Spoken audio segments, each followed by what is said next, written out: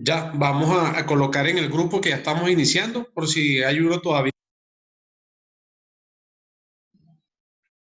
Buenas tardes, profe. Hola, profe. No se le escucha. No se le escucha, No se profe. Por si acaso.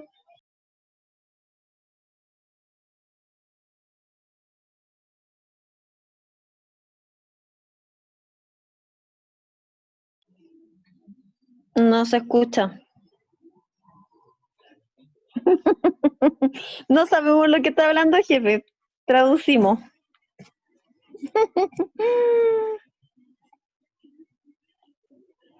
No escucha nada. Ahora desaparece el profe. Esperemos, porque algo puede que tenga.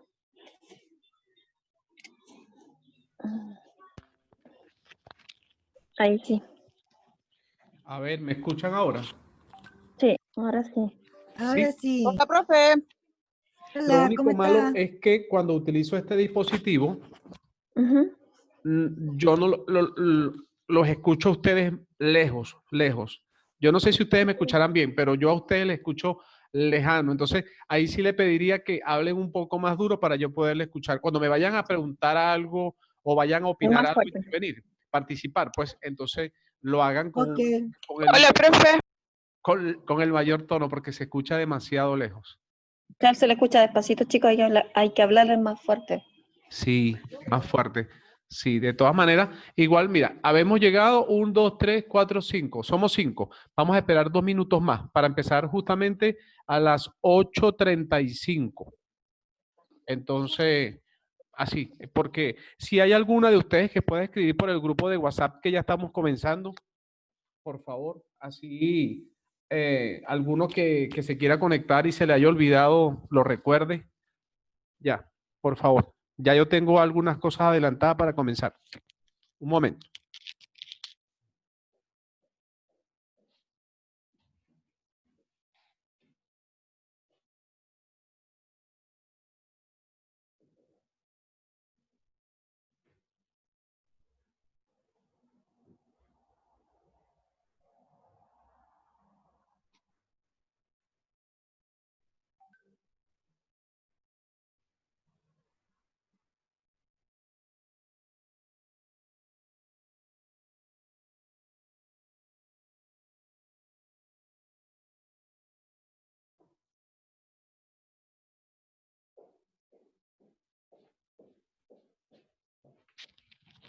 Me conseguí un dispositivo a ver si con esto escucho mejor. Ya va. A ver, hablen ahora.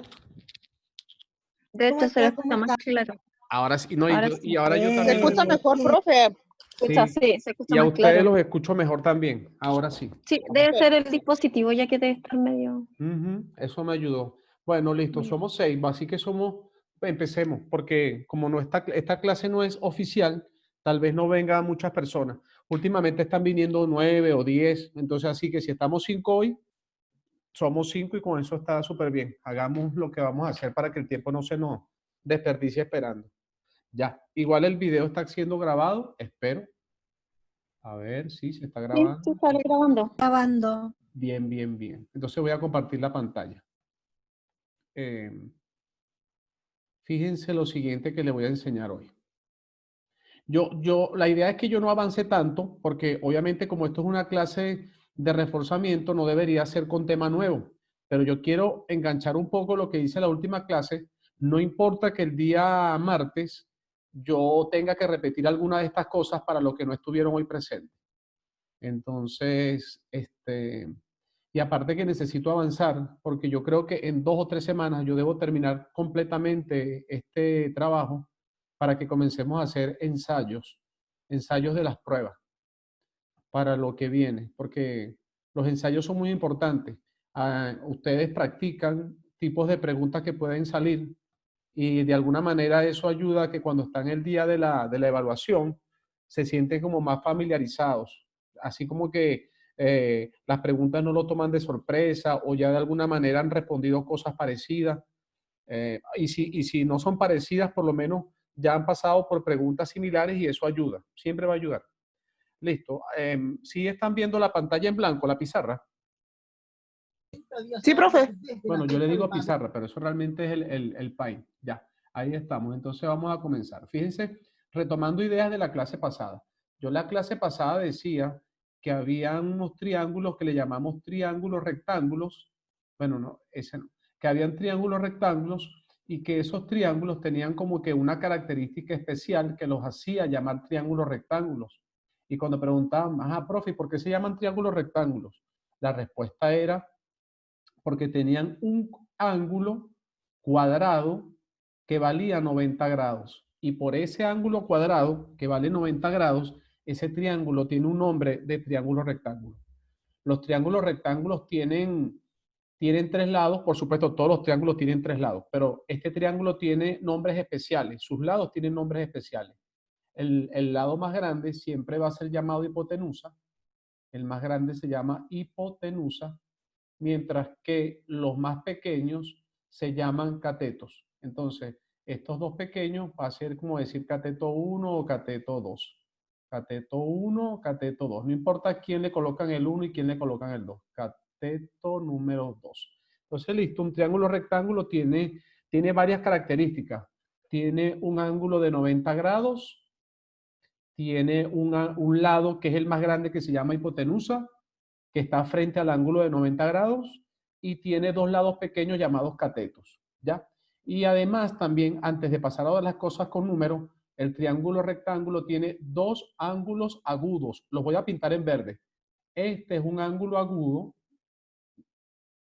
y se llama agudo porque es un ángulo que vale menos de 90. Es un ángulo agudo y este otro es un ángulo agudo, el que estoy dibujando acá. Entonces, los dos verdes son ángulos agudos. Normalmente a los ángulos se le colocan letras griegas, pero no es obligatorio. También le pueden colocar letras normales, A, B, C, D, pero muchas veces van a ver en letras griegas. Letras griegas son, por ejemplo, esta. Alfa, beta, tita, son nombres muy extraños, pero son las letras que se utilizan muchas veces para los triángulos. De todas maneras, no son obligatorios. Entonces, vamos a decir que el de arriba es alfa y que el de abajo es beta. No importa, allá. Dos ángulos agudos, a uno le colocó alfa y a uno le colocó beta. Retomando también lo que dijimos en la clase, habíamos dicho que existe un teorema que se llama teorema de Pitágoras. Y el teorema de Pitágoras me permitía que si yo conocía dos lados, yo con el teorema de Pitágoras podía buscar el tercer lado, ¿ya? Entonces, vamos a hacer un ensayo de cómo el teorema de Pitágoras me permite, usándolo, conociendo dos lados, buscar el tercero que es desconocido. Importante, el teorema de Pitágoras solamente se puede usar si el triángulo es rectángulo. Si ustedes tienen un triángulo que no es rectángulo, no pueden usar el teorema de Pitágoras para buscar el lado desconocido. Eso es algo que deben tener siempre presente. Teorema de Pitágoras se usa solamente si el triángulo que tengo para trabajar es un triángulo rectángulo. Si no, es imposible. Entonces, bueno, ahí está dibujado un triángulo color rojo y a ese triángulo color rojo es rectángulo porque les vuelvo aquí a marcar, él tiene un ángulo que vale 90, se lo estoy marcando, vale 90, entonces el triángulo es rectángulo.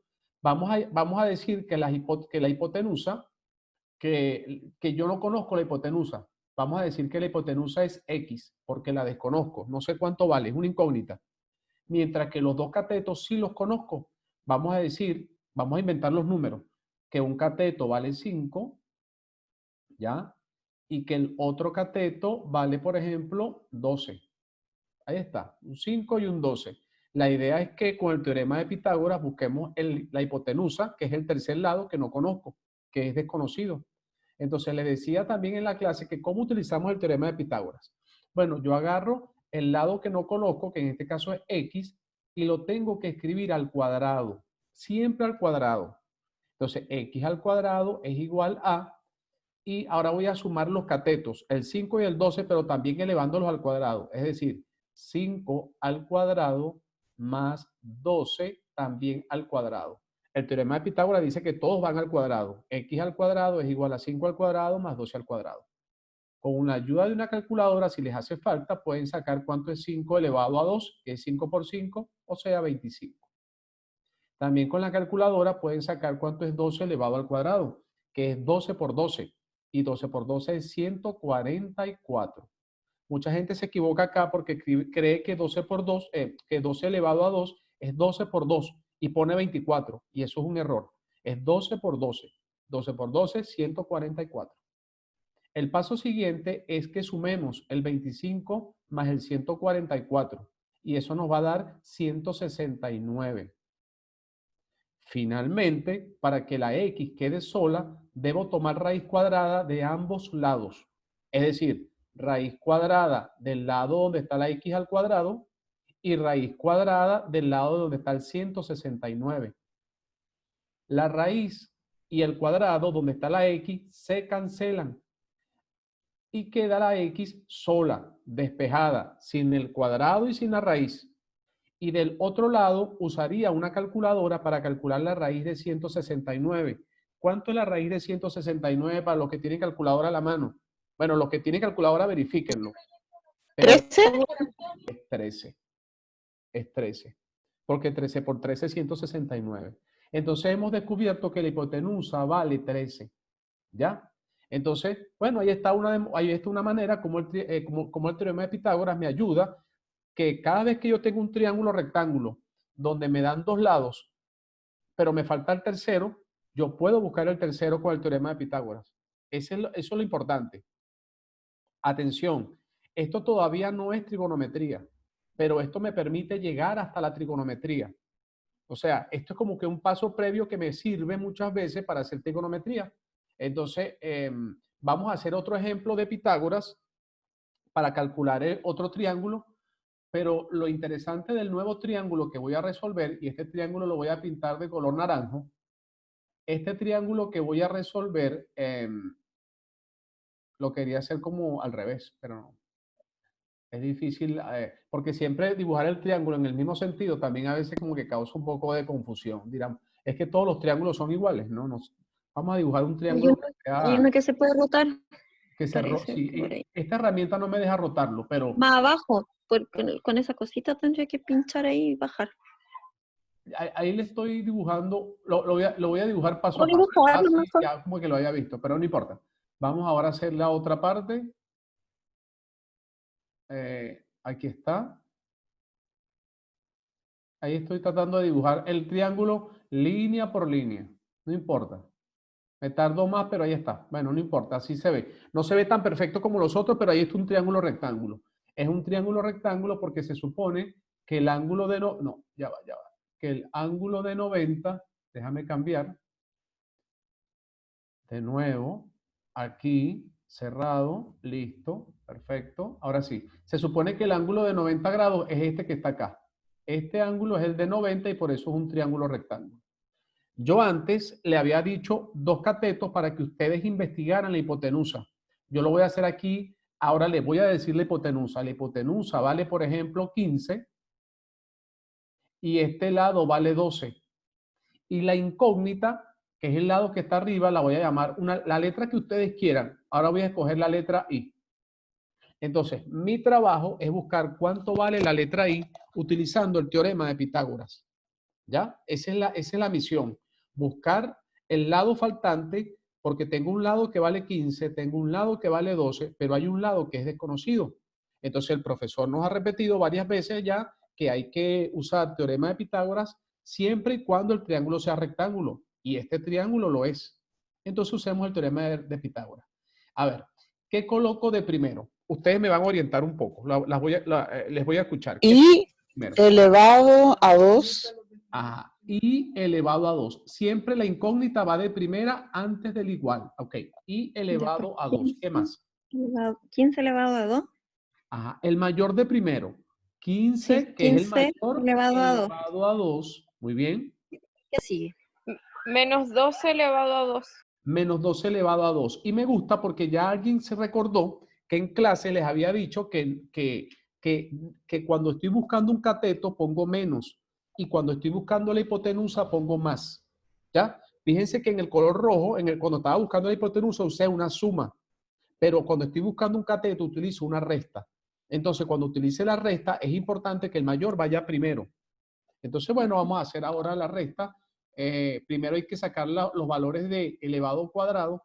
15 elevado al cuadrado es 225, porque es 15 por 15. 15 por 15 son 225. Y 12 por 12 lo habíamos hecho ya, es 144. Cuando yo hago esa resta de 15, perdón, de 225 menos 144, creo que es 81. Y siempre en esta parte final yo tengo que tomar raíz cuadrada de ambos lados. Es decir, necesito tomar raíz cuadrada del lado de la i cuadrada y necesito también tomar raíz cuadrada del lado del 81. Donde no se les puede olvidar siempre cancelar la raíz con el cuadrado. Siempre cancelar la raíz con el cuadrado para que la letra quede sola. Y la raíz de 81 es 9. Y aquí tienen el valor de la letra que el lado que desconocíamos, ahora lo conocemos. Vale 9. ¿Ya? Por cierto, antes de pasar a la siguiente parte de la explicación, yo les tengo que decir varias cosas. Por ejemplo, yo a los triángulos les puedo calcular el área y les puedo calcular el perímetro. Es bueno que ustedes se acostumbren a eso.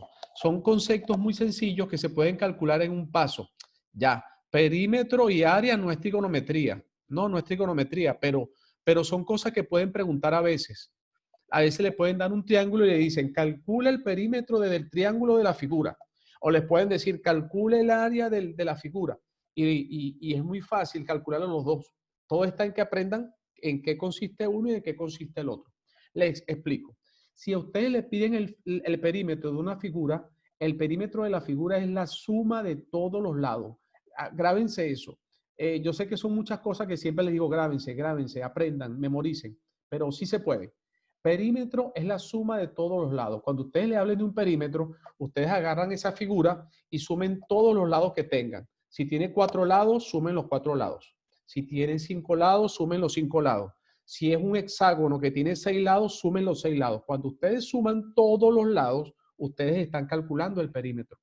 ¿Ya? Entonces, el perímetro es lo más fácil que existe. Sumar todos los lados y automáticamente ya tienen el perímetro. Por ejemplo, para el triángulo rojo, el perímetro vale 30. ¿Y de dónde saco yo 30? Bueno, porque la suma de 5 más 12 más 13 es 30. Así, tan fácil como sumar. Ese es el perímetro. Y el perímetro del triángulo naranja es, a ver, me queda 21, 36. 36, 15 más 12 más 9, si no me equivoqué, es 36. Entonces, el perímetro siempre es la suma de todos los lados. Si es un cuadrado, la suma de los 4 lados. Si es un rectángulo, la suma también de los 4 lados. Si es un triángulo, la suma de los 3 lados. Ahora, ¿cómo calculo el área de un triángulo? Ya.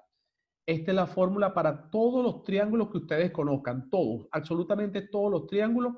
El área es base por altura dividido por 2. Ahí está. Base por altura dividido por 2. Entonces vean, base es la línea que está abajo horizontal. En el triángulo rojo, la base es el 12. ¿Ya? Y la altura es la vertical, el 5. Entonces, si yo tengo que multiplicar base por altura, tendría que multiplicar 12 por 5. Y 12 por 5 es 60. Y después tengo que dividirlo por 2. Entonces, 60 dividido por 2 es 30. Entonces, usando esa fórmula, ya sé que el área del triángulo rojo vale 30. Base por altura dividido 2. Ahora yo les voy a dar una pregunta a ustedes antes de terminar esta parte. Si yo les digo que me digan, que calculen, que encuentren el área del triángulo naranja, ¿cuál creen ustedes que sería la base y cuál creen ustedes que sería la altura? La altura 12. La altura 12. La base 9. Y la base 12 y 9. La base 9. Sí. Aun cuando vean la base arriba y dirán, profesor, pero usted nos dijo que la base estaba abajo. Sí, pero si yo le doy la vuelta, la horizontal. Cuando el 9 quede abajo, horizontalmente abajo, el 12 queda vertical. Entonces, me queda el 12 y el 9 como base y altura. O el 9 y el 12 como base y altura. Al final no importa si pongo el 12 como base y el 9 como altura o al revés. porque al final cuando multiplique 9 por 12 o 12 por 9, la multiplicación es lo mismo. 9 por 12 y 12 por 9 me va a dar el mismo resultado. Entonces, eso sería tanto como, creo que 108, ¿ya? Entonces, ahora, base por altura es 108 y si lo divido entre 2, 54. Entonces, el área del triángulo naranja es 54. Es base por altura que da 108 y después dividido por 2, 54. No lo estoy escribiendo y eso también, bueno, déjame hacerlo porque tal vez yo siento que debe quedar por escrito para los que ven el video luego.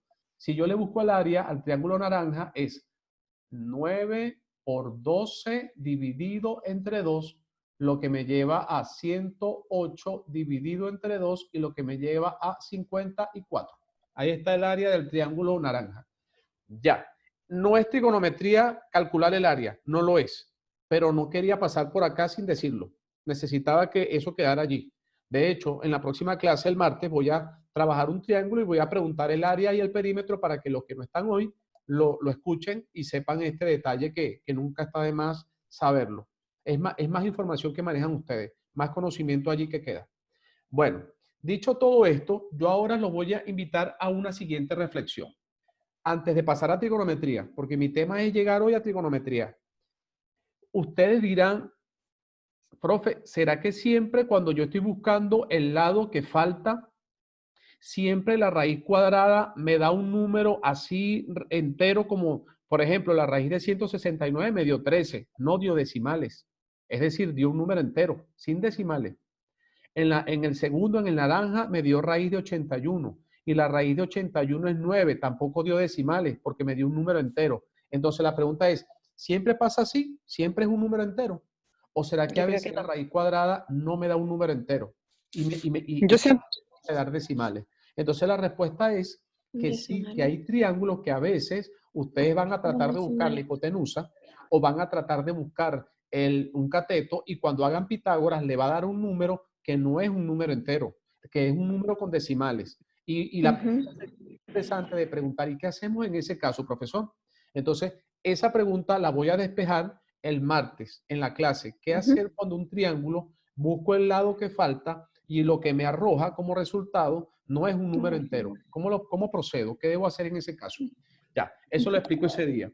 Y ahora sí, como voy a empezar con trigonometría, yo lo que quiero es que ustedes sepan más o menos la utilidad de la trigonometría, porque la idea de hacer un estudio de un tema es verle la utilidad.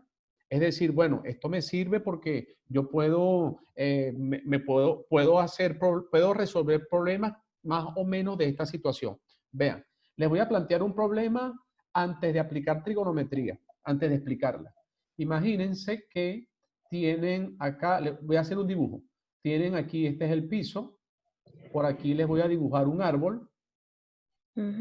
Estoy dibujando un árbol. Yo no soy tan bueno dibujando, pero ahí está. Ahí está un árbol. Le voy a colocar la copa del árbol. Ahí está. Y en el piso voy a dibujar, no sé, voy a tratar de dibujar algo como una especie de... A ver, voy a dibujar aquí una pelota. En el piso una pelota. Ahí está, una pelota. La idea es que entonces yo sepa que desde el árbol hasta la pelota hay 2 metros de separación. Del árbol a la pelota hay 2 metros de separación.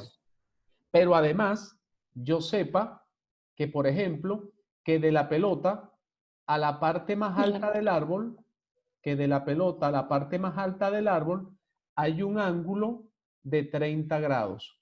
Por ejemplo, ya que ese 30 quedó muy mal. Ajá, que de la pelota a la parte más alta hay un ángulo de 30 grados. Y la trigonometría me podría ayudar a responder, por ejemplo, ¿cuánto vale la altura del árbol? ¿Ya? Entonces, aquí es donde yo quiero que ustedes entiendan para qué me va a servir a mí estudiar trigonometría o aprender trigonometría. Porque es que el tema es que yo pueda, de muchas situaciones de la vida diaria, dibujar triángulos. Y de ese triángulo poder descubrir el valor de un lado que me están pidiendo. Entonces, en esta situación de la vida diaria, un árbol, una pelota, yo puedo calcular cuánto vale la altura del árbol si no la conozco, pero además si yo sé hacer trigonometría. Entonces, para allá vamos. Yo hoy voy a comenzar hablando de unas fórmulas de trigonometría y la idea es que luego ustedes aprendan esas fórmulas, utilizarlas para el beneficio de resolver preguntas como las que acabo de plantear. Hoy no, porque no me quiero adelantar. Yo lo que quiero es hoy enseñarles las fórmulas que les estoy mencionando, pero que las menciono y no se las enseño. Entonces comenzamos. Aquí están las tres fórmulas más importantes de la trigonometría. Las tres, para mí con estas tres yo hago todo, todo. No hay un ejercicio que yo no haga si, nada más conociendo estas tres. La primera fórmula se llama la fórmula del seno de alfa.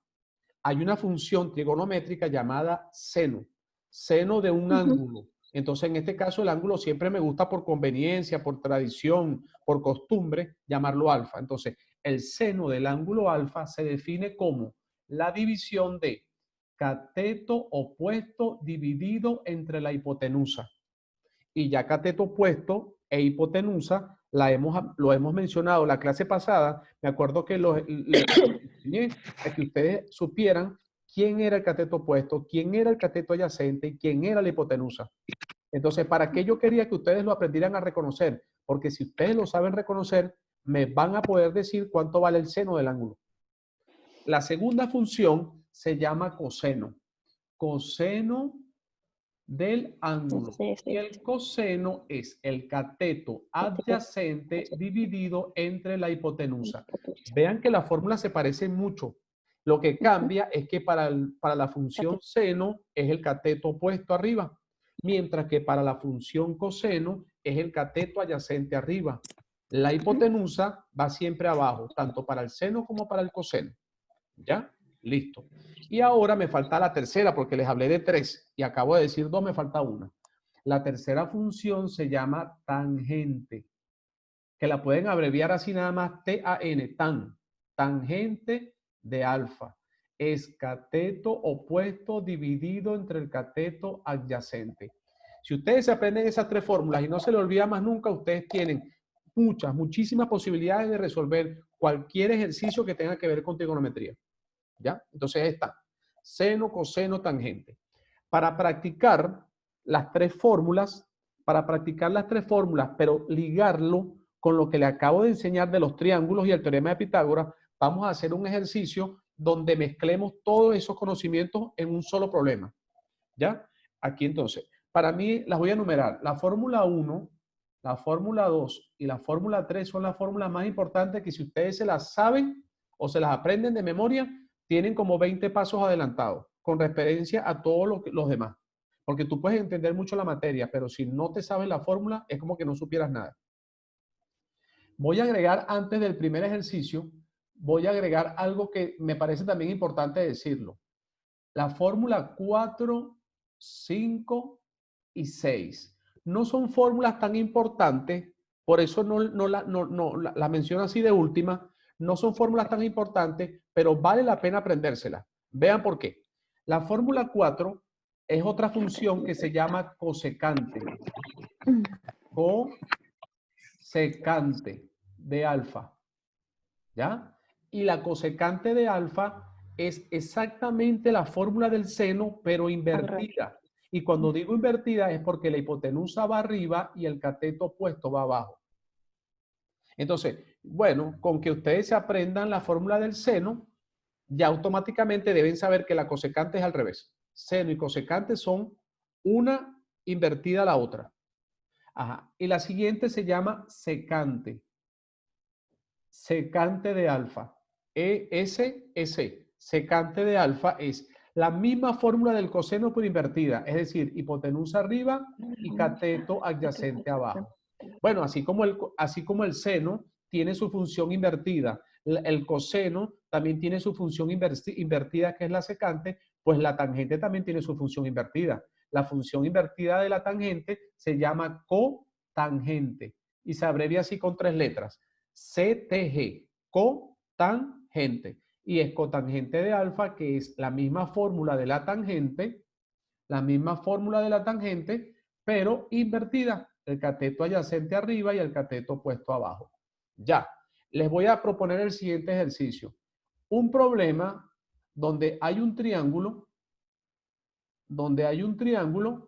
y yo quiero, a ese triángulo le voy a marcar un ángulo. Le voy a marcar este ángulo de acá abajo. Este ángulo es alfa. Y de ese triángulo le voy a dar dos lados y vamos a buscar el tercero. Por ejemplo, vamos a llamar este que se llame 8, este se llame 6, pero no les di uno. Hay uno que es desconocido, que es la hipotenusa. Primera pregunta, ¿cómo hago yo para buscar la hipotenusa?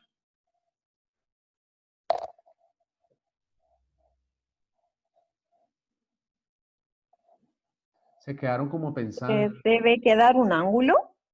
No, repito. ¿Necesario? El triángulo tiene 3 lados y le di 2 lados nada más. Me falta un lado que es desconocido. ¿Cómo lo busco? Ah, la hipotenusa. ¿Cómo? Dependiendo la letra que le ponga, es elevado a 2 igual a 8 elevado a 2 más 6 elevado a 2.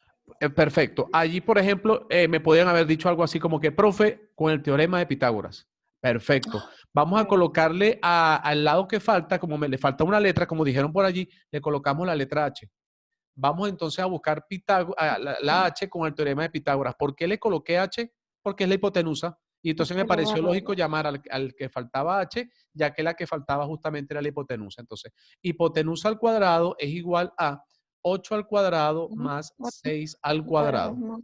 Sacando cuentas, 8 al cuadrado es 8 por 8, que es 64, más 6 al cuadrado es 6 por 6, que es 36. Cuando sumo 64 más 36 me da 100. Y cuando tomo raíz cuadrada de los dos lados, me queda la raíz cuadrada de h cuadrado es igual a la raíz cuadrada de 100. Y la raíz se va con el cuadrado y así la letra h queda sola, que significa despejada, y la raíz cuadrada de 100 es 10. Y ya descubrí que mi hipotenusa vale 10. Ya, primera parte lista. Siguiente parte. Yo quiero que en el triángulo rojo me digan quién es el cateto opuesto y quién es el cateto adyacente, porque la hipotenusa ya sé cuál es. El cateto opuesto es 8. ¿Y cómo reconoces al cateto opuesto? Porque está enfrente del ángulo alfa. Porque está enfrente del ángulo alfa. Ese es el cateto opuesto. Perfecto. Y por descarte, ¿quién es el cateto adyacente entonces? El 6. El 6. Ya, muy bien. Entonces comenzamos a hacer trigonometría. Si yo les digo que me digan quién es el seno de alfa, ¿qué fracción me dirían ustedes? Bueno, yo les ayudo. Miren, la fórmula del seno es cateto opuesto arriba, hipotenusa abajo. Bueno, el cateto opuesto vale 8 y la hipotenusa que va abajo vale 10. Si lo simplifico, la mitad de 8 es 4 y la mitad de 10 es 5. Y terminé. El seno del ángulo alfa vale 4/5. Y listo. Vean qué fácil es. Vamos a buscar el coseno. Y si les pido el coseno de alfa, según la fórmula, ¿quién iría arriba y quién iría abajo? 6 partido por 10. 6 partido por 10, lo simplifico entre 2, me queda 3, que es la mitad de 6, y 5, que es la mitad de 10. Vean lo fácil que es. Y si les pido ahora la tangente del ángulo alfa, la tangente según la fórmula, ¿quién sería? 8 dividido en 6. El 8 arriba, que es el cateto opuesto según la fórmula, 8 va arriba, y debajo va cateto adyacente, que vale 6. Si simplifico, la mitad de 8 es 4 y la mitad de 6 es 3. ¿Ya? Y si le pido ahora la cosecante, vamos a usar otro color. Cosecante de alfa. La abrevié con 3 letras porque así escrita tiene muchas letras. Entonces le coloqué CSC de cosecante. 10 dividido en 8. 10 dividido en 8, que simplificado sería 5 dividido en 4. Por mitades. Una más. Vamos a buscar ahora la secante. ¿Quién sería la secante de alfa? 10 dividido en 6. Y exactamente, que la mitad sería 5 y la mitad sería 3. Ya, hasta ahí. No les quito más tiempo. Ahí tienen para que aprendan a aplicar. Yo para terminar la clase, porque ya me quedan exactamente 5 minutos, yo no voy a borrar nada, le pueden tomar pantallazo a esto, fotos, no sé, lo que ustedes quieran. Igual yo voy a compartir el video, pero les voy a dejar un solo ejercicio para que ustedes lo resuelvan aplicando todo lo que acabamos de aprender. ¿Qué es lo que yo quiero que ustedes hagan ahora? Yo quiero que ustedes ahora, al siguiente triángulo que les voy a dibujar, ustedes le calculen las 6 funciones. Cuando digo 6 funciones, me estoy refiriendo al seno, al coseno, la tangente, la cosecante, la secante y la cotangente. Y esta vez les voy a colocar el alfa aquí arriba. Miren dónde lo estoy colocando. No lo coloqué abajo, sino que lo coloqué arriba. Ahí está el alfa. Y aquí está el ángulo de 90, que nunca debe faltar. La tangente y se lo opuesto. ¿Ya? Y ahora les voy a decir los valores. Les voy a dar la hipotenusa. Les voy a dar la hipotenusa que le voy a colocar a 25.